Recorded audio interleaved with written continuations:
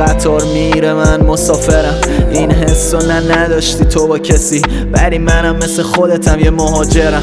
رویای من شدش دنیای راه من با تو جداست پس یک تیر نینی، ولی نمیشه که ساکت این دلو. شاه با همه شما کین فاک به این فلو، آه بکشیم به روی تو. یه حکام بد ندی هی خودم امزاخا، روی پوستم هم لایه نمیچینم، زیر سایه نمیشینم توی کنج. هی بهم میگن خواه مال، ولی هرچی نگاه میکنم دورم خواه نمیبینم. رک فهمی گرفتیم و ول نکردیم، چسبیدیم به کار گفتیم ول نگردیم. دیدیم کلی کارم ملت یه ایولم نی، شاید سخت بود ولی حالا ای بدم نی. هرچی رپر توپ به همه سمت عرفانم، منم میگیرمش انگار که دروازه. ما به جنگ عادت داریم مثل ظهر به آفتاب، فکر کردیم ملصفه تمونه تو میده جوری قورتون میکنم در بیاد کفر صافکار. اگه به حلال پهروم تو چیه ببین تو اگه یه رو سرمون بره خورده. یه حکام بد ندی هی خودم امزاخا، روی پوستم هم لایه نمیچینم، زیر سایه نمیشینم توی کنج. هی بهم میگن خواه مال، ولی هرچی نگاه میکنم دورم خواه نمیبینم. رک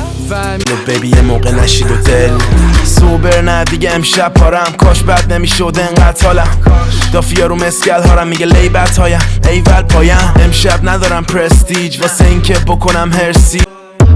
تو چشاد معجزه میکرد، حالا شدی موجه به این درد. مشکلاتو جورت دارم مثل تو نه پشتت نه. به کسی نگو اگه شبا میخوابی یه چشی هنو نزا بفهمن چت دیگرون کجا هم نمسه سینمون. تخمشونم نی تا اون روز که تو قبری لال بمونی کوچن. لعنت به من نگه نجنگم یه ثانیه، امروز همینه زندگیم رو آبه. تمرین غرق شدن میکنم مادر، من کلی حس طلب دارم پشت هر به من راه و چاهو یاد دادن نه راه و چاهو، افتادم تو چاه همونجا رو آب و جارو کشیدم. کی میتونست بره جلو بهترم من، اینا که اسپوردی همه مثل پسرم من. ببینم اینا زمان شروع ما کجا سرکاف بس گفتم بگویم بیدارترین. گفتم با اجازه 30 دقیق. گفتم تو دیوارا کوتاه ترین.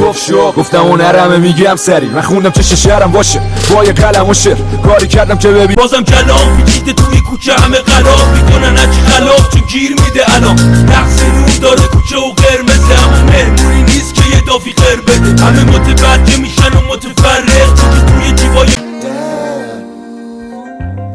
فریاد زن اونا که مبارزن، تو هدفونش صدای من واسه جنگ. کنار هم بیرون بیایم از این خواب تلخ، بدون همه چی تو دست ماست از اینجا به بعد. نباید گرفتار بشیم به همین عاقبت، تو همه ستاره ها یکی یکی از ایران برن. تو این اوضاع اشکی